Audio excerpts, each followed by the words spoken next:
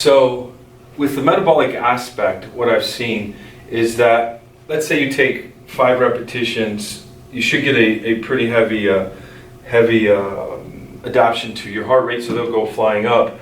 But what I've seen over the years with the partials, since, look, you're not going at 80%, after you get this point, you're probably at 60%. So part of the movement's at 80% load, other parts at 60. Here, it's 80 the entire time on the partials or OCs. And what you get is actually, when I would track heart rate, you'd find that you might get a 20 to even 50% greater heartbeat adaptation metabolically per set than you would doing full range of motion. Now, the biggest thing I think people have to realize is that through training with time, whether I train under 10 seconds or over 10 seconds, okay, so this would be the alactic system, this would be lactate, glycolysis, whatever you want to call it, you'll get greater adaptation, okay? So then, yes, you can actually get a greater adaptation and use less training results,